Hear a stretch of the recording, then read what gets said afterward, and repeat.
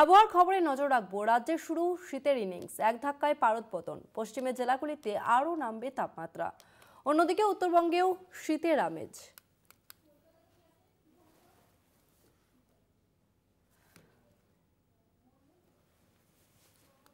রাজ্যে শুরু হয়েছে শীতের ইনিংস, এক ধাক্কায় পারদ পতনের সম্ভাবনা। পশ্চিমের জেলাগুলিতে আরও নামবে তাপমাত্রা। আর আমরা এ নিয়ে আরো বিস্তারিত জানবো। আমাদের সঙ্গে কলকাতা থেকে রয়েছে প্রতিনিধি শুভঙ্কর মণ্ডল। শুভঙ্কর, আমরা জানি যে আবহাওয়া দপ্তর যেমনটা জানিয়েছে যে আরও নামবে শীতের তাপমাত্রা। শহর কলকাতাবাসী কতটা শীতের আমেজ উপভোগ করছে, তোমার কাছ থেকেই শুনবো।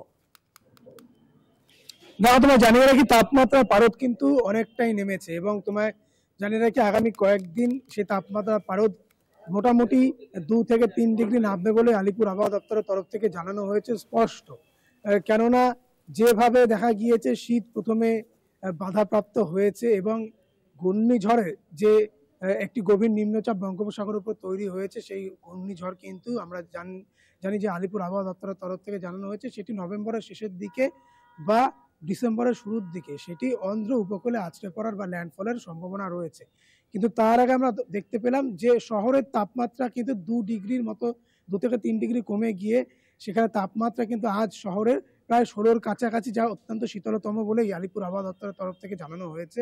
এবার তোমায় জানিয়ে রাখি, শুধু শহর নয়, শহরাঞ্চল এবং দক্ষিণবঙ্গের জেলাগুলোতে এই তাপমাত্রার পারদ 2 থেকে 3 ডিগ্রি ইতিমধ্যেই কমে গিয়েছে, যা আগামী দুদিন পরিলক্ষিত হবে।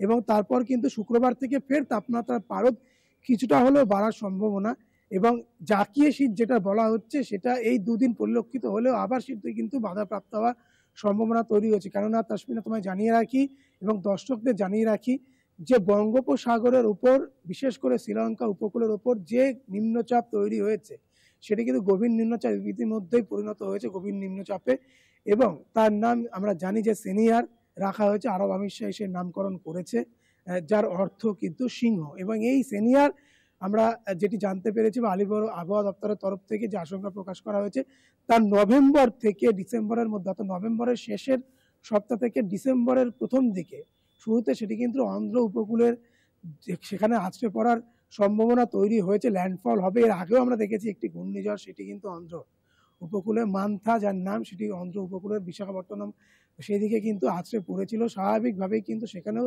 ক্ষয়ক্ষতি হয়েছিল এবং ফের আবার একটি ঘূর্ণিঝড়ের ভ্রুকুটি ইতিমধ্যে যে নিম্নচাপ, তা গভীর নিম্নচাপ শক্তি সঞ্চয় করে তা গভীর নিম্নচাপে পরিণত হয়েছে।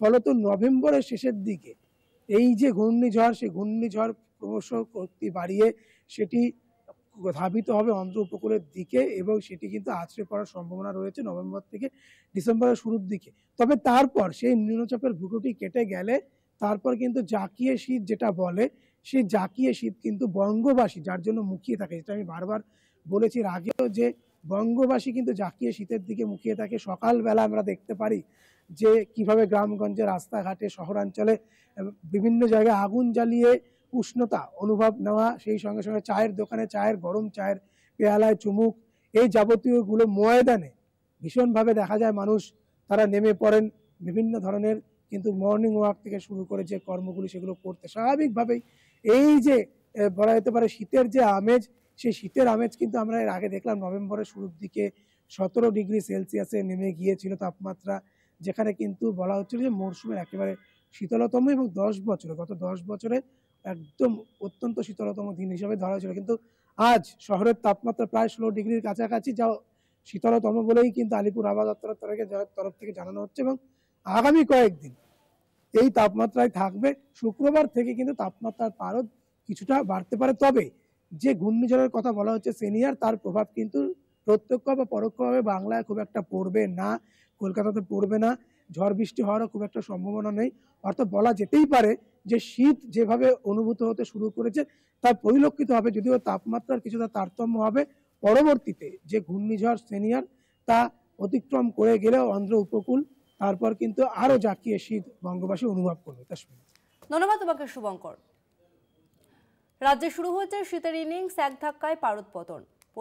পশ্চিমের জেলাগুলিতে আরও নামবে তাপমাত্রা, অন্যদিকে উত্তরবঙ্গেও শীতের আমেজ।